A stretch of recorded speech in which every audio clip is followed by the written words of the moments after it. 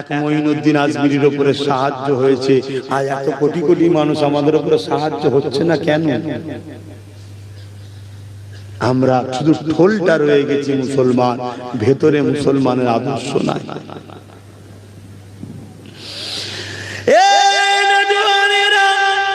আমার কথাকে কি নজরে নেবে ওটা আমার জানার বিষয় নয়, আমার বলার বিষয় হলো এটা, আমার নবী পাক অনেক কষ্ট করে দ্বীন ইসলাম কায়েম করেছে। আমার নবী পাক অনেক কষ্ট করে কুফরি সংস্কারকে থেকে মানুষকে দূরে সরিয়ে একত্ববাদ, এক আল্লাহ পাকের দিকে নিয়ে এসেছে। আমার নবী পাক অনেক কষ্ট করে এই জমিনের উপরে সত্যকে প্রতিষ্ঠিত করেছে। আমার নবী পাক অনেক কষ্ট করে আল্লাহ পাকের তাওহীদকে প্রচার করেছে। এই জমিনের উপরে কোন মুসলমান আল্লাহ পাকের তাওহীদের বিরুদ্ধে অনুষ্ঠানে গিয়ে পার্টিসিপেট করতে পারে না।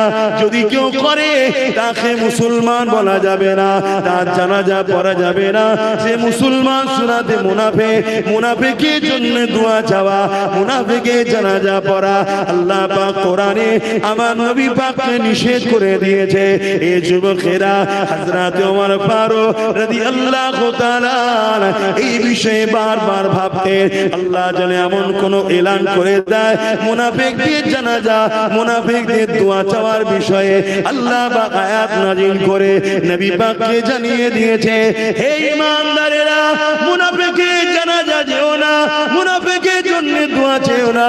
মুনাফিকটাকে যার জবানে কথা থাকে এক, দিলে থাকে আর এক, যে মুখে বলে আমি মুসলমান, কাজে কর্মে ইসলাম বিদ্বেষী, যে মুখে বলে মুসলমান বিরোধী করে মাদ্রাসা, যে মুখে বলে মুসলমান বিরোধী করে মসজিদে, যে মুখে বলে মুসলমান মুহাব্বত আল্লাহ ও নবীর নাই, অন্তর থেকে নিফাকি রয়েছে।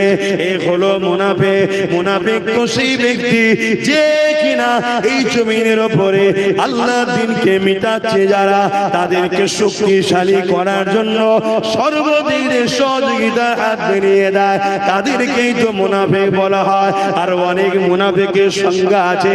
আসুন আমি ফিরে আসি।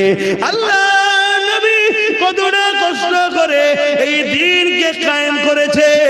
এ নবীর উম্মতেরা, মাদ্রাসা হলো সেই দ্বীনের তালিমের বাগান, সেই মাদ্রাসা হলো দ্বীনের তালিমের কারখানা। নবীর দ্বীনকে যদি বাঁচাতে চাও তাহলে মাদ্রাসায় বাচ্চা দাও এবং বাচ্চাদের ঘরে দ্বীনের তালিম শিক্ষা করে ওই